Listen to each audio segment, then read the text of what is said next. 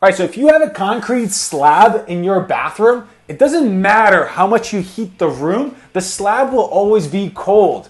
So what we're going to do is actually add a heated floor over it. Not only will it be more comfortable on your feet and just kind of nicer, right? It will also add a lot of value to your bathroom in total. In this video, we're going to do a couple things. One, I'll actually show you how to install it every single step. Two, we're going to test the floor at the end to make sure we did a good, proper install. And lastly, for all my contractor friends watching this, I'm going to show you how much you should actually charge to do a heated floor like this. So let's get into the video.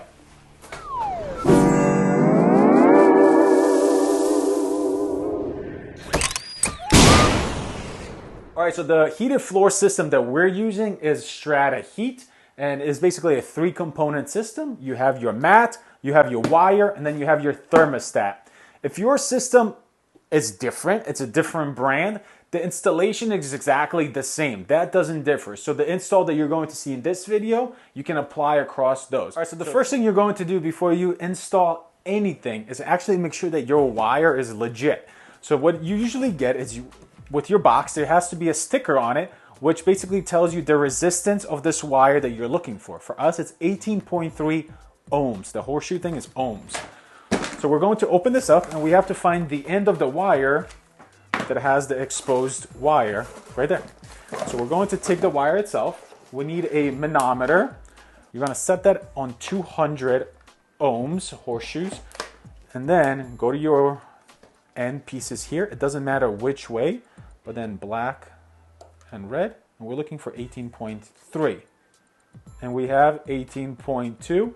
There is a variability to it. It's like a plus or minus 0.3. So we're good. So we know that our wire has a continuous loop and we're not having any breaks or anything like that. So now we feel safe to start installing it. We're going to do the exact same test after our install to make sure that during our install we didn't break the wire. So make sure you hang around for that, because that's probably the most important part of this whole thing. Because if we did it wrong, we tiled over it, we go to plug it in, and it doesn't work, we have to rip it all out. So let's get into the prep for our mat installation.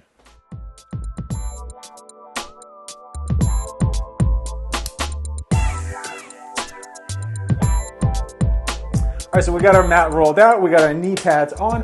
So what I'm gonna do first is basically find my furthest point away from the mat, which for me is like this tub. So I gotta measure this out. I know that I gotta come in here 3.5. So 3.5 basically puts me at 3 pegs. So what you're going to do is grab your box cutter, go right here and just cut it with the box cutter.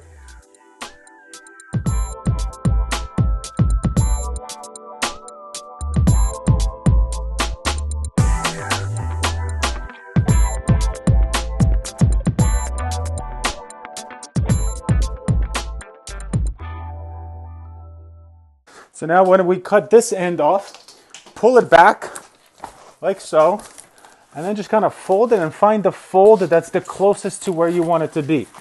So to us, it's this one right here, right there, and we're just gonna cut right through it.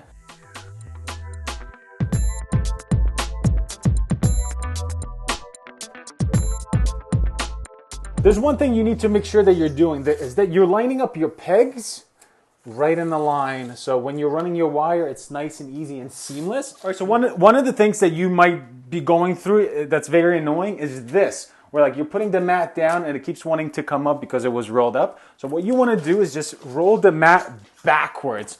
So kind of go in here, make a tight-ish roll. You don't have to go super crazy, but just kind of roll it backwards like this. Gonna bounce on it a little bit, and then it will want to stay flat on its own. Super, super easy hack. All right, so we got our thin set. So our thin set is kind of, on a looser side. You want it to be nice and workable and sticky. I'm gonna get my sponge. I'm going to sponge this row.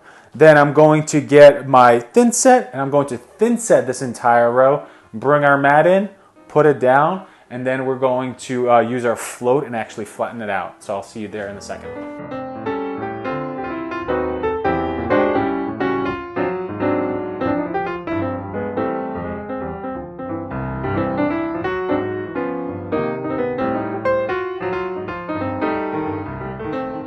We want to make sure that we're coming through here. that we're getting right up against the shower, and that we're getting right up against our tub. Our vanity is going to here, so ideally I'm going to finish in that area. So at first I'm going to take care of the area that I really need to make sure that I actually get good heating on, and then we're going to finish off kind of like near the vanity, under the vanity. All right, so we got our wire, we're gonna start running it. So I'm going to start right here, right off the wall, and place the wire kind of here, make my 90, and then push it that way.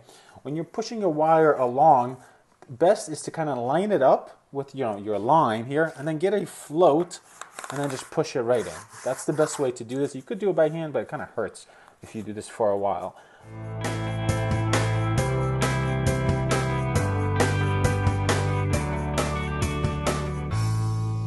All right, so we got our wire ran, but we have an issue, and I still have a bunch of wire left.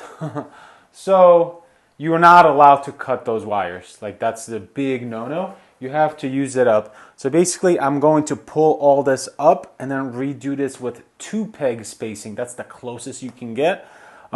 Inevitably, like, you'll get more heat out of the floor. It'll feel a little bit warmer.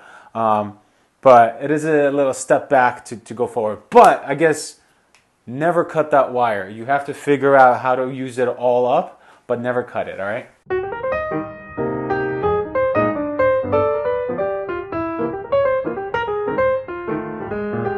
All right, so last thing we have to do is to install the actual sensor. You won't believe it, but I actually did one tile job where I did an entire floor and I forgot the sensor. So the thing won't work without the sensor. So where you put that in is basically just between the 2 mats, kind of like so. So it's equal distant to both of those, and that will be able to pick that up. And then this just runs into the thermostat box that's going to be up here. All right, so now we want to test to make sure that we didn't kink the wire anywhere and it's just a good install. So what you want to do is turn our manometer back on 200 ohms, wrap the wire, and then go here and here, and we're looking for that 18.3. 18.2, we're good. So we passed, so the install is complete. All right, so the heated floor here was about 80 square feet. And in terms of pricing this out, an appropriate price for something like this would be anywhere between $1,000 to $1,500 for the install and the materials itself. We charge $1,000 because the homeowner is actually going to wire everything himself. So we don't have to get an electrician out here to do that. So for us, this was a $1,000 job. We spent about $600 in materials, and that was the mat, the wire, and the thermostat itself. So we made out all right because this took about a day.